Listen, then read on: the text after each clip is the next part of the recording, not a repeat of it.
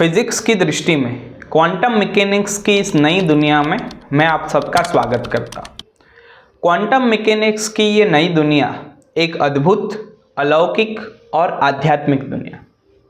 अद्भुत इसीलिए क्योंकि ये जितनी भी चीज़ें हैं वो हमारी कल्पनाओं से परे हैं।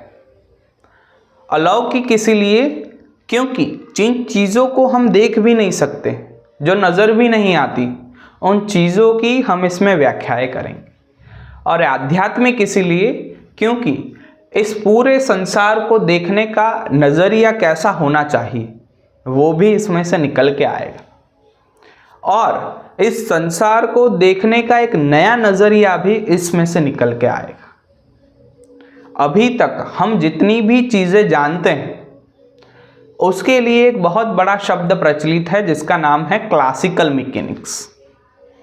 जितनी भी चीज़ें हम रोज़मर्रा की ज़िंदगी में करते हैं, जितनी भी चीज़ें हमने देखी हुई है, जैसे कि काफ़ी सारे खेल हम खेला करते हैं, इनको जानते हैं। जैसे ही इनके सर पे एप्पल गिरा, यह है सर आइजैक न्यूटन सर, और उसी चीज़ से इन्होंने काफ़ी सारे चीज़ों की व्याख्याएं की, जिनमें से एक इक्वेशन है F = ma। F जो फोर्स को रिप्रेजेंट करता, फोर्स यानी क्या, किसी भी चीज़ को अगर हम पुश कर रहे हैं या पुल कर रहे हैं, वही है फोर्स। एक्सेलरेशन यानी क्या, चेंज इन वेलोसिटी, स्पीड में कितना बदलाव हो रहा है, उसी को बोलते हैं हम एक्सेलरेशन। तो इससे निकल के आया F = ma। अगर हमें ठीक ठीक पता है कि किस चीज़ की कितनी वेलोसिटी होनी चाहिए, और अगर हमें एग्जैक्टली पता है कि किसी चीज़ पे कितना फोर्स लग रहा है, तो हम बता सकते हैं कि वो चीज़ कहाँ जाके गिरेगी या कहाँ वो चीज़ एग्जैक्टली पहुँचेगी। और इसी को यूज़ करके हमने काफ़ी सारे व्हीकल्स बनाए, रॉकेट हमने बनाए, हमने जाना कि वो एग्जैक्टली वहीं जाके रुकेगा। वेट भी हम आए दिन करते रहते हैं, वेट भी वन टाइप ऑफ फोर्स ही है। वेट यानी क्या, हमारा जो मास है और उस पर कितना ग्रेविटेशनल एक्सेलरेशन लग रहा है, वही है वेट। और एक चीज़ आपने देखी होगी कि टोटल एनर्जी हमेशा कंजर्व रहती है, kinetic energy plus potential energy. हमने इसको भी डिफाइन करके रखा है, काइनेटिक = 1/2 mv², और पोटेंशियल यानी क्या, किसी चीज़ की कितनी हाइट है उसी से बनती है W = mgh। सौरमंडल के किस्से आपने काफ़ी सारे सुने हैं। सूर्य के इर्द गिर्द पृथ्वी और अन्य ग्रह घूमते हैं, और पृथ्वी के इर्द गिर्द चंद्रमा घूमता रहता है। इन सारी चीज़ों को भी हम जानते हैं, और इनकी व्याख्या करने के लिए हम एक और नया शब्द यूज़ करते हैं जिसका नाम है ग्रेविटेशनल फोर्स, यानी कि गुरुत्वाकर्षण बल, और जिससे ये सारी चीज़ें एक्सप्लेन की जाती कि दो ऑब्जेक्ट है और उनके कुछ मास है, तो ग्रेविटेशनल फोर्स कुछ इस कंसेप्ट से लग रहा होगा, ये भी हम जानते हैं।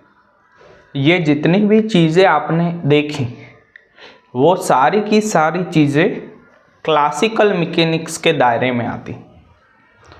न्यूटन और कई अन्य साइंटिस्टों ने इस स्थूल रहस्य को समझने के लिए काफ़ी सारे हथियार दिए, काफ़ी सारे इक्वेशन दिए, जिससे हमारी रोज़मर्रा की ज़िंदगी बहुत ही आसानी से कट जाती। लेकिन पूर्वीय 20वीं शताब्दी में अगर हम बात करें, अर्लियर 20th सेंचुरी, उनमें एक दो चीज़ें ऐसी निकल के आई जिससे पूरी की पूरी दुनिया हिल गई। जैसे कि आप अभी हिले हुए हो, सारी चीज़ें वही की वही है, मैं वही हूँ, वाइट बोर्ड वही है, लेकिन अगर आप मेरे कपड़ों पे ध्यान दें तो वो बदल गए। वैसे ही 20वीं शताब्दी में हमने दो नई चीज़ों पे ध्यान दिया। एक का नाम है स्पीड। अगर स्पीड हम नॉर्मल लाइफ में देखें, जैसे कि हम बस से ट्रैवल कर रहे हैं, ट्रेन से ट्रैवल कर रहे हैं, तो हमारी एवरेज स्पीड होती है 100 km/h, 150 किलोमीटर पर आवर। अगर हम प्लेन से जा रहे हैं तो एवरेज स्पीड मान के चलिए 800 किलोमीटर पर आवर या 1000 किलोमीटर पर आवर। लेकिन अगर हम स्पीड पे ध्यान दे के उसको बहुत आगे लेके जाए, स्पीड अगर बहुत बढ़ जाए, बहुत यानी कितनी, जैसे कि लाइट की स्पीड होती है 3 लाख किलोमीटर पर सेकंड, और हम अगर उससे कंपेयर करें लाइट की स्पीड से 20%, लाइट की स्पीड से 50%, लाइट की स्पीड से 80%, तो चीज़ें वैसी नहीं रहती जैसी हम आम जिंदगी में जिया करते हैं। वो सारी की सारी चीज़ें चेंज हो जाती है, और तभी उसमें से निकल के आने वाला मैकेनिक्स है जिसका नाम है रिलेटिविटी। उसमें सारी की सारी चीज़ें हैं वो आम जिंदगी से टोटली चेंज है। और हम दूसरी चीज़ पे ध्यान दें, साइज ऑफ पार्टिकल। जैसे कोई भी चीज़ हो आम जीवन में, जैसे कि ये घड़ी है, अगर घड़ी को हम देखें तो वो नॉर्मल है, लेकिन अगर हम सोचें कि कोई भी चीज़ है वो किससे बनी है, कोई ना कोई मटेरियल से बनी है, और मटेरियल बना है एटम। एटम किससे बना है? Proton, neutron, electron. तो जब भी हम साइज को बहुत ही कम कर दें, एटॉमिक या सब एटॉमिक लेवल पे आ जाए, जिसका साइज होता है 10 to power -9, 10 to power -12, 10 to power -15, तो चीज़ें टोटली चेंज हो जाती है हमारे क्लासिकल मैकेनिक्स। अब वो इक्वेशन, अब वो गणितीय रीत, अब जो भी लॉज है वो धरे के धरे रह जाते, एक भी नियम उस पर लागू नहीं पड़ता जब हम साइज को स्मॉल करके देख रहे हैं या एटॉमिक या सब एटॉमिक लेवल पे देख रहे हैं। इसीलिए क्वांटम मैकेनिक मज़ेदार है और साथ ही साथ थोड़ा डरावना भी। इस पूरी दुनिया में एटॉमिक और सब एटॉमिक लेवल पर, यानी कि प्रोटॉन, न्यूट्रॉन और इलेक्ट्रॉन जैसी स्टडी को बोलते हैं क्वांटम मैकेनिक्स। इसी में ये एटम ने हमको उलझा के रखा है। इसमें है प्रोटॉन, न्यूट्रॉन और इलेक्ट्रॉन। इलेक्ट्रॉन है तो वो कहाँ पर है, उसकी पोजीशन क्या है, वो किसी ऑर्बिट में है तो वो फिक्स है या अपनी ऑर्बिट बदलते रहते हैं। इन चीज़ों का आंसर क्लासिकल फिज़िक्स के पास नहीं था, और इसीलिए ये सारी चीज़ें हैं वो रहस्यमय हैं। कभी ये फोटोन का एब्जॉर्प्शन करते हैं, कभी ये फोटोन का एमिशन करते हैं। तो इन चीज़ों को मद्देनज़र रखते हुए मैक्स प्लांक ने पहले नींव रखी क्वांटम मैकेनिक्स की। उन्होंने बताया कि जो लाइट है, जो पार्टिकल्स है, वो कहीं ना कहीं जाकर एक पर्टिकुलर फ्रीक्वेंसी से जुड़े हैं, और उसकी जो एनर्जी है वो E = h न्यू से रिप्रेजेंट करती है, जहाँ h प्लांक कांस्टेंट है और न्यू उसकी फ्रीक्वेंसी।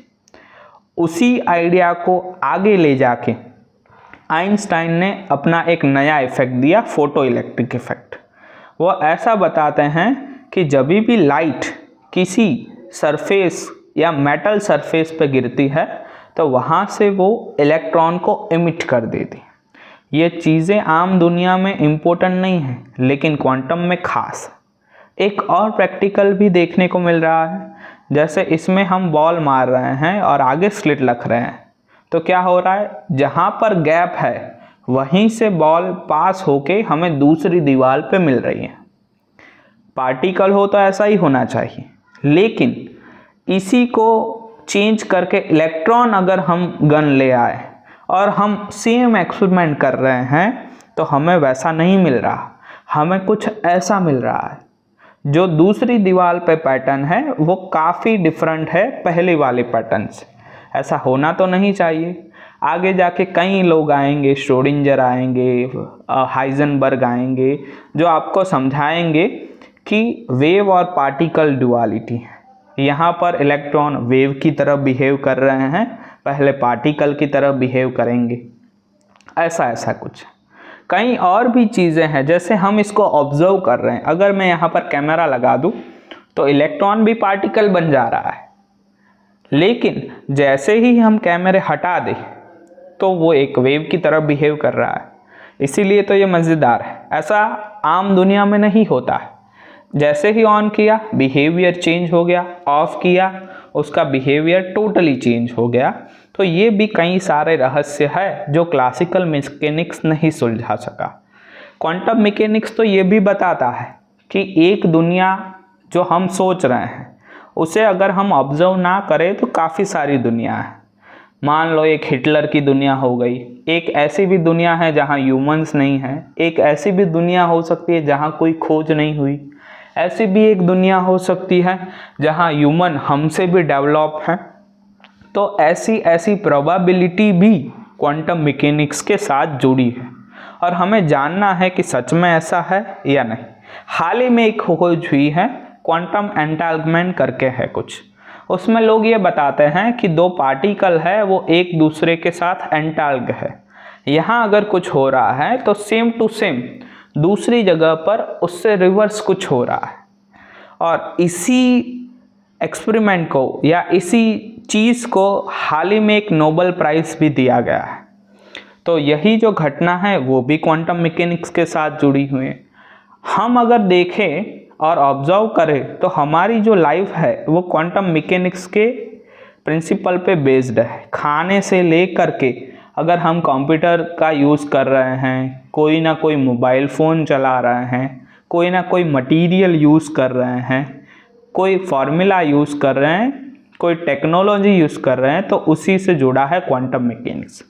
हाल ही में हम यूज़ तो उसी का कर रहे हैं। लेज़र प्रिंटर हो गया, एलईडी लाइट हो गई, कैमरा हो गया।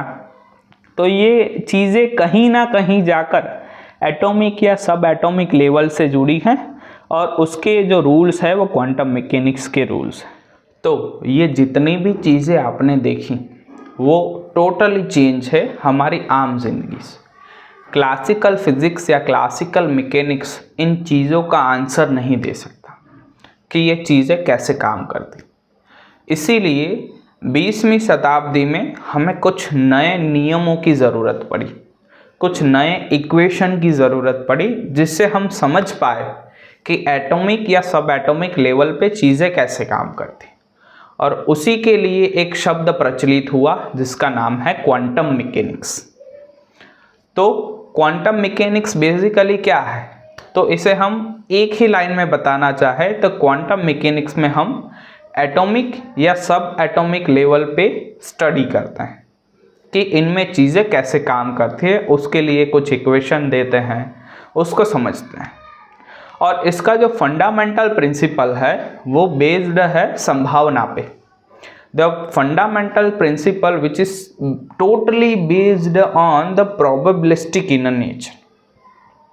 हम फिक्स नहीं बता सकते, लेकिन हाँ हम प्रोबेबिलिटी बता सकते हैं कि वो चीज़ें ऐसे ऐसे ऐसे काम करें। तो आगे हम साथ मिलकर जानेंगे कि क्वांटम मैकेनिक्स में कौन कौन सी चीज़ें निकल के आई जिससे हम समझ पाए कि एटॉमिक या सब एटॉमिक लेवल पे चीज़ें कैसे काम करती।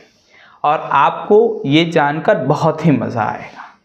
तो मैं आप सबका स्वागत करता हूँ क्वांटम मैकेनिक्स की इस नई दुनिया में। आइए और साथ मिलकर जानते हैं कि क्या है क्वांटम मैकेनिक्स।